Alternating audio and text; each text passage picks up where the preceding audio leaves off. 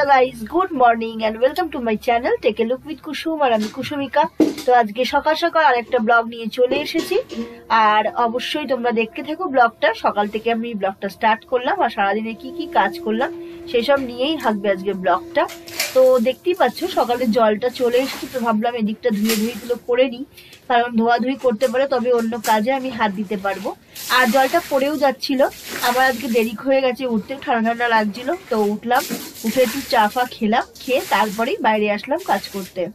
তো জলটা পড়ে যাচ্ছিল, যাই হোক উপরে তো পাম্পে জল তুলে দিলাম, আর এখানে আমি জলটা একটু একেবারে দিয়ে পরিষ্কার করে দেবো। আর যা যা জল ভরে রাখার কথা সেগুলো ভরে রাখবো বালতিতে করে, এদিক ওদিক সব ধুয়ে দেবো। ধুয়ে জামা কাপড়গুলো ওয়াশিং এ বসিয়ে দিয়েছি অলরেডি। জামা কাপড়গুলো হয়ে গেলে আবার জামা কাপড়গুলোকেও মেলে দেবো। তো চলো ধুতে থাকি আর তোমরা দেখতে থাকো, আর লাইভে অবশ্যই জয়েন করো। আজকাল প্রতিদিনই আমি 4টে থেকে লাইভ করছি, তো তোমরা সাথে থেকো, পাশে থেকো, অবশ্যই ভালো লাগবে। তো চলো এবার ঝাড়ু দিয়ে দেবো। জলটা ঢেলে নেই প্রথমে, তারপরে আমি ঝাড়ু দিই। ঝাড়ু না দিলে না পরিষ্কার হয় না ঠিক মতো, আর জলটাও যায় না। তো সেই কারণে ঝাড়ুটা দিয়ে দেবো। ঝাড়ুটা দিয়ে নিয়ে সুন্দর করে পরিষ্কার করে দেবো। তার আগে কিন্তু আমি পাতা টাতাগুলো যা পড়েছিল তা আমি ফেলে দিই। তবে এখন খুব একটা যে নোংরা হয় তা না, খুব একটা নোংরা এখন হয় না। সেই কারণে একটা সুবিধা হয়েছে যে খুব একটা নোংরা না হয়, বেশি আমাকে পরিষ্কার করার ঝামেলাটা একটু কমেছে। তো চলো করে ফেলি, তারপরে যাবো একটু বাথরুমটাও একটু ধুয়ে দেবো আজকে, এবং অন্যান্য কাজকর্মগুলো করব। চলো করতে থাকি আর তোমরা দেখতে থাকো, আশা করি ভালো লাগবে। ভালো লাগলে প্লিজ চ্যানেলটাকে সাবস্ক্রাইব করো, পাশে থেকো। তো চলো বাথরুমটা আবার একটু পরিষ্কার করে নিই। বাথরুমটা অনেকদিন ধরে পরিষ্কার করা হয় না, তো আমি 2-3 দিন অন্তর অন্তর বাথরুমটা পরিষ্কার করে থাকি। তো আজকে একটু এই লাল যে হারপিক আছে সেই হারপিক দিয়ে বাথরুমটা পরিষ্কার করবো। তো চলো বাথরুমটা পরিষ্কার করে ফেলি, আর পরিষ্কার করে জল টল দিয়ে ভালো করে ধুয়ে দেবো। সকালবেলাতেই আমি বাথরুমগুলো একেবারে পরিষ্কার করে দিই, কারণ সব দিক পরিষ্কার করে জামা কাপড় তো আমাকে ছাড়তেই হয়। তো ছেড়ে টেড়ে নিয়ে একেবারে, তো ওটা আমার সুবিধা হয়, কারণ পরে না আর টাইম হয়ে ওঠে না। তাই জন্য বাথরুমটা আমি সাধারণত একেবারে সকালবেলায় করে থাকি। আর ল্যাট্রিন পরিষ্কার করতে হলে তখন আমি স্নান করার আগে পরিষ্কার করে চলে যাই। তো এইভাবেই আমি একটা রুটিন বানিয়ে নিয়েছি। তোমরাও কিন্তু এভাবে রুটিন বানিয়ে কাজকর্ম করতে পারো, তাহলে কিন্তু অনেকটা তাড়াতাড়িও হয় কাজ, আর খুব একটা পরে গিয়ে খুব একটা তাড়াতাড়ি লাগে না। আস্তে আস্তে করো, কিন্তু সুন্দর করে করো, গুছিয়ে করো, তাহলে ঘরদোরও পরিষ্কার থাকে এবং টাইমটাও অতটা লাগে না, মানে পরে গিয়ে কাজ তাড়াতাড়ি করতে লাগে না। তো চলো ভালো করে ডুলে নেবো। আমি একটা ল্যাট্রিনের যে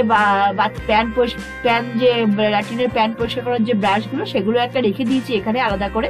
তো সেটা দিয়ে আমি এখানটা পরিষ্কার করি, তাতে আমার সুবিধা হয়। আর ঝাড়ু নিলে না, ঝাড়ুতে মানে কি হয়, মানে ঝাড়ুর ঝাঁটাগুলো পরে না আরো নোংরা হয়ে যায়, সেই কারণে। তো চলো দেখো ভালো করে ডুলে নিচ্ছি এবং ভালো করে পরিষ্কার করে ফেলবো। পরিষ্কার করে চকাচক করে জল টলগুলো ভরে রেখে বালতিতে গামলাতে, তারপরে যাব অন্য কাজে। তো চলো করতে থাকি, তোমরা দেখতে থাকো।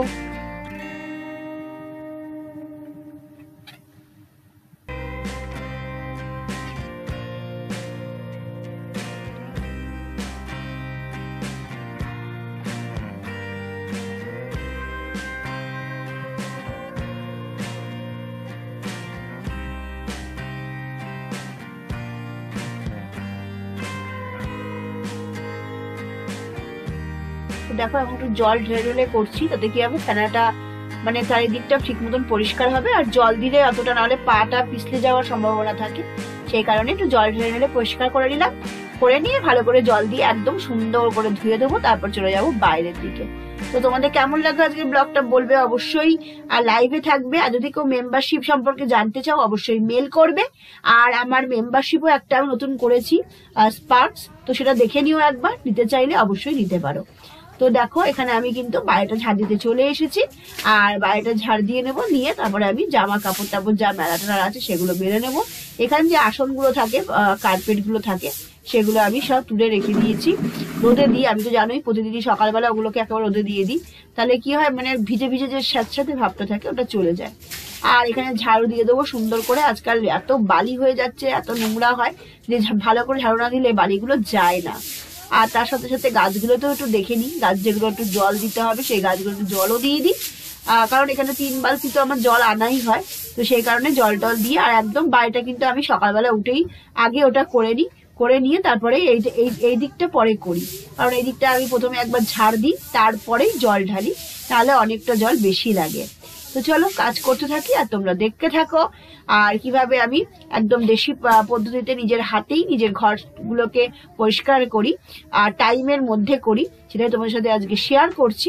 আশা করি ভালো লাগবে। আর কিরকম ধরনের ভিডিও দেখতে চাও অবশ্যই কমেন্টে জানিও। আর দেখো ওই যে আমি কিন্তু বালতি নিয়ে ওদিকেও চলে যাচ্ছি, ওদিকেও সব জায়গায় একটু জল টল দিয়ে দেবো।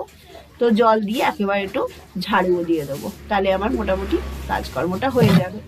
আর সকাল সকাল এই সমস্ত কাজকর্মগুলো থাকে, এগুলো করে নিতে পারলে তারপরে কিন্তু আমি যাব টিফিনের, যে সকালের টিফিন সেটা করতে যাব। টিফিনের কাজকর্ম থাকে সেগুলো করব, করে নিয়ে তারপরে সবাই বেরিয়ে গেলে তারপরে ঘরের কাজকর্ম করব। তো চলো, হয়ে গেছে অনেকটাই কাজ। দেখো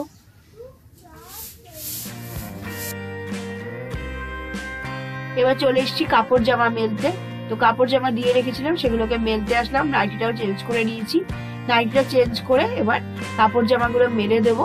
তো এই উপরটা দিলে না তাড়াতাড়ি জামা কাপড়গুলো শুকিয়ে যায়, সেই কারণে প্যান্টগুলো বেশি করে এই উপরটাতে দেওয়ার চেষ্টা করি। আর গেট দিয়ে সাধারণত আমি আমার যে ম্যাক্সিগুলো থাকে সেই ম্যাক্সিগুলোই দিই, আর অন্যান্য জিনিসগুলো পাঁচিলের উপর থেকে দিয়ে দিই। আর চাদর থাকলেও একটু অসুবিধা হয়, তবে ভিতর দিকে দিয়ে দিলে শুকিয়ে যায়, কোনো অসুবিধা হয় না, কারণ ডাই করি না, তো সেই কারণে শুকিয়ে যায়। তো চলো কাজ করে এবার ঘরে যাওয়া যাক।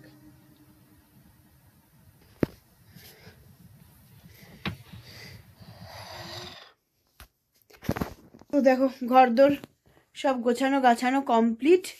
এই যে এখানেও সব গুছাই গাছিয়ে নিয়েছি। এবার সামনের ঘরটা একটু গুছাবো, সামনের ঘরটা গুছানো হলে আর সমস্ত কাজকর্ম হয়ে যাবে মোটামুটি। তো চলো কাজকর্ম করে ফেলি। আর টিফিন সব খাওয়া দাওয়া করে নিয়েছি, করে নিয়ে এখন শুধু এই ঘরটাই দেখো কি রয়েছে, এই ঘরটা আর এই ঘরটা গুছিয়ে নেব। আর এখানে দেখো জামা কাপড় সব সোয়েটার ফোয়েটার এই ব্যাটার মধ্যে রেখেছি, কারণ এত ঘরদোর যে সোয়েটার ফোয়েটার সব ওর মধ্যে ঢুকিয়ে দিয়েছি। তো চলো কাজকর্ম করি আর তোমাদের সাথে শেয়ার করি। ঘরদোরের কাজকর্ম কিন্তু সব কিছু কমপ্লিট করে ফেলেছি।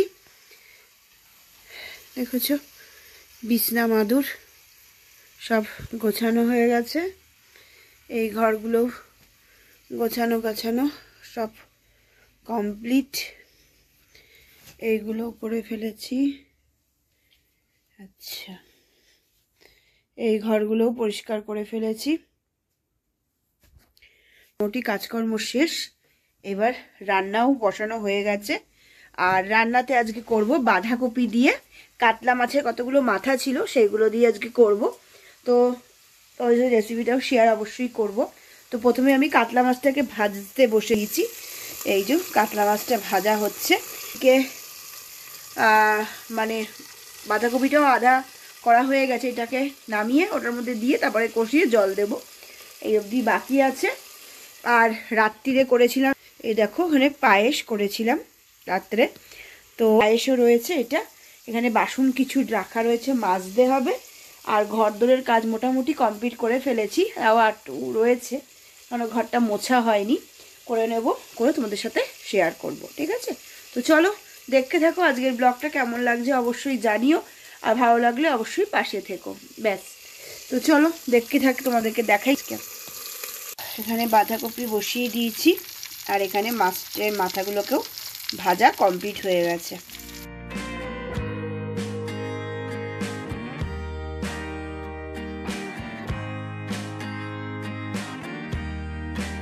দেখো রান্না বান্না হয়ে গেল, স্নান দানও কমপ্লিট হয়ে গেছে। এবার চুল টুলগুলো আঁচড়াবো। আর রান্নাও হয়ে গেছে দেখলেই, বাঁধাকপি দিয়ে আর একটু মটরশুঁটি ছিল দিয়ে দিয়েছি, আর হচ্ছে কাতলা মাছের মাথাগুলো দিয়েছি। ঠাকুরের জল টল সব কমপ্লিট করে ফেলেছি, এখন খাওয়া দাওয়া করব। তো দেখতে থাকো আজকের ব্লগটা। তো চলো আমি একটু চুল টুলগুলো আঁচড়ে নিই।